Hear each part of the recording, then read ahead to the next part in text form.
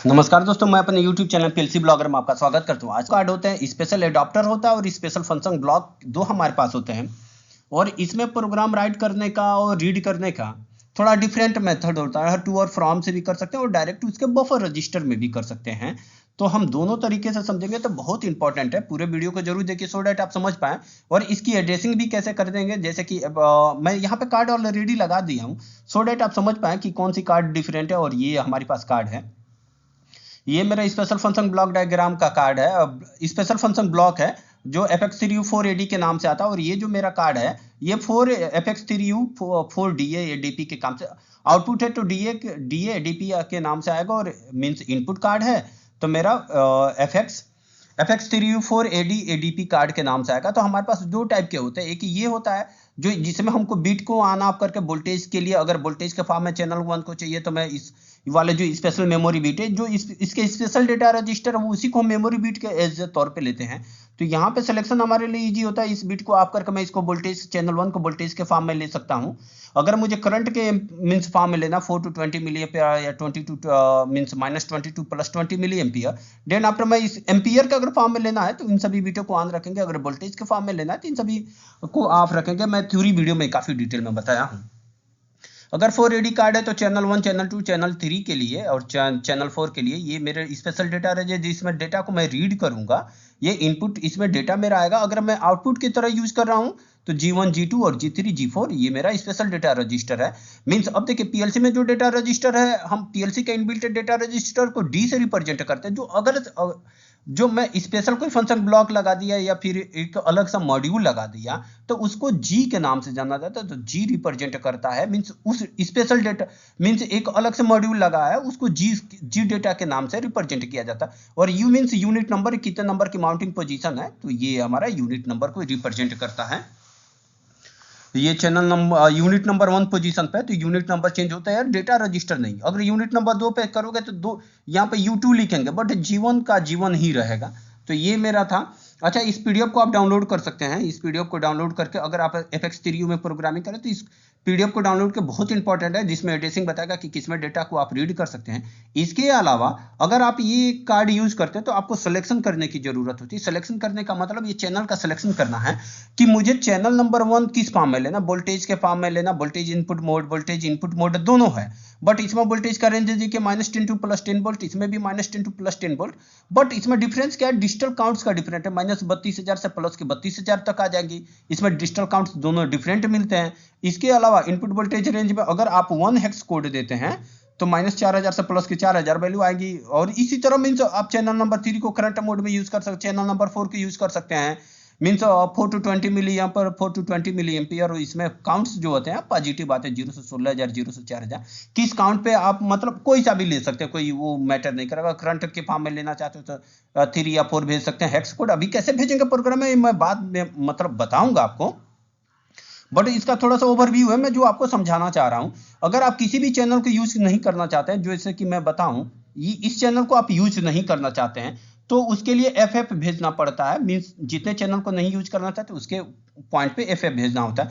F यहाँ पे देख सकते हैं क्या लिखा है, चैनल नॉट इन यूज। तो ये बहुत इंपॉर्टेंट है। कई बार हम प्रोग्रामिंग करना स्टार्ट कर देते हैं और मुझे पता है कि इसका डेटा रजिस्टर जो भी मैंने एनालॉग चैनल नंबर 1 यूज किया है 0 to 10 वोल्ट आ रहा है और G10 में आएगा।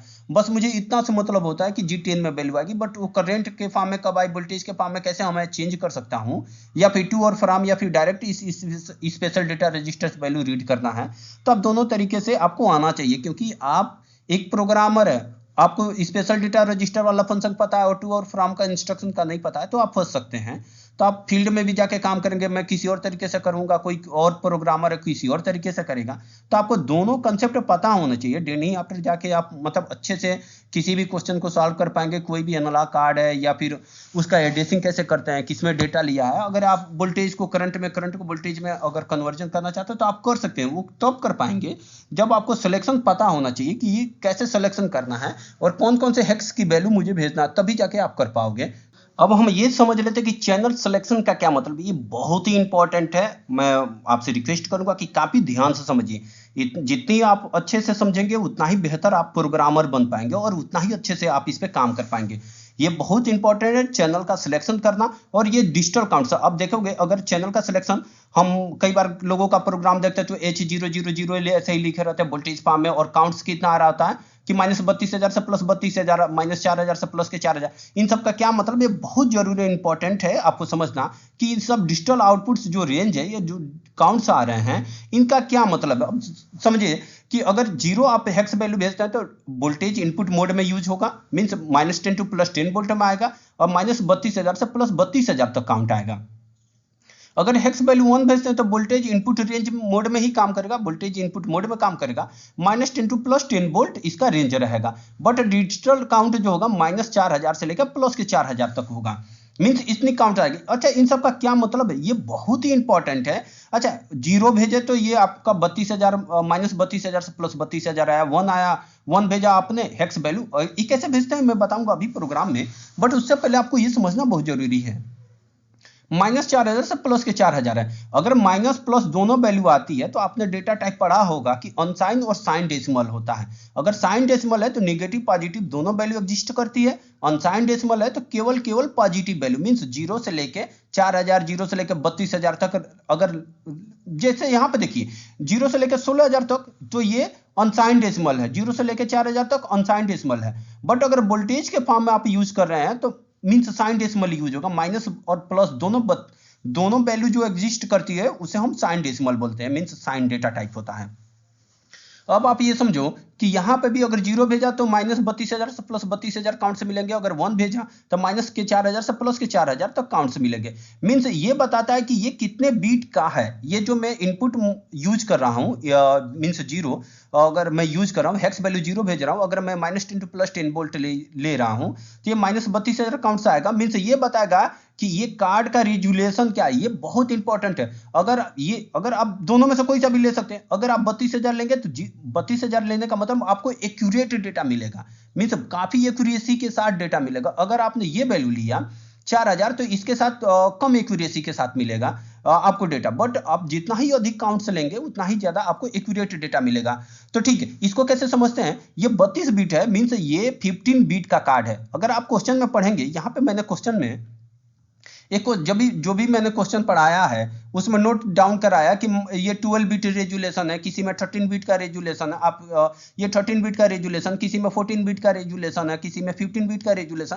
ये बहुत इंपॉर्टेंट है रेजुलेशन को समझना। आप थ्योरी वीडियो देखेंगे तो आपको पता चल जाएगा। तो मैं बिट रेजुलेशन पे बता रहा हूं कि बिट रेजुलेशन से ही ये मेरा ये बिट रेजुलेशन पे बेसी ये मेरा काउंट्स हैं। अगर देखिए ये 15 बिट का ये रेजुलेशन है, मींस ये 2 टू द पावर 15 बिट का कार्ड है। ये बहुत प्रिसाइज एक्यूरेसी देगा, ये थोड़ा कम देगा। ये मेरा 12 बिट का। अगर मैं इसको कैलकुलेटर पे चेक कराऊं, अगर मैं बोलूं 2 टू द पावर 12 और यहां पे 2 टू द पावर 12 करूं, 2 टू द पावर 12, तो देखेंगे ये कितना काउंट्स हो रहा है, 4096 काउंट्स होता है। तो 96 काउंट जो है डिजिटल क्लिपिंग से हटा दिया जाता है, तो मैक्सिमम हमारा 4000 काउंट्स आता है। तो प्लस के 4000 और माइनस के 4000, यही मेरा ये रेजुलेशन बता रहा है कि माइनस के 4000 से प्लस के 4000, मीन्स ये मेरा जो कार्ड है ये 12 बीट का कार्ड है। अगर मैं इस कार्ड की बात करूं और इस कार्ड की बात करूं, ये 32 -32,000, तो इसको इरेज करता हूं, और 2 के पावर अगर मैं यहाँ पे 15 करता हूं, ये बहुत इंपॉर्टेंट है,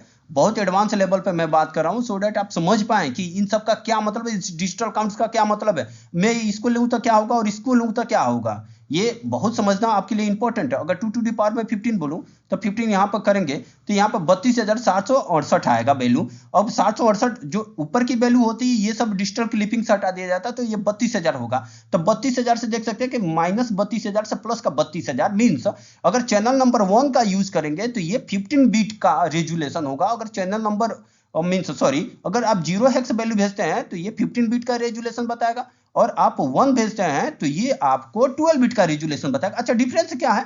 अच्छा, मैं अगर इसको 32,000 ले लूं और जो 4096 आता है उसको 4000, तो देखिए मैक्सिमम वोल्टेज रेंज कितना है, -10 वोल्ट से लेकर +10 volt, means 20। Overall voltage 20 volt होगा। मैं यहाँ पे 20 दिखा देता हूँ, 20 लिख के, और डिवाइड बाई टोटल काउंट्स कितने होंगे। टोटल काउंट्स इसके बनेंगे -4000 से प्लस के 4000, टोटल काउंट्स बनेंगे 8000। मैं डिवाइड कर देता हूं 8000 काउंट से, यहां पे 8000 काउंट्स मैं लिख दिया।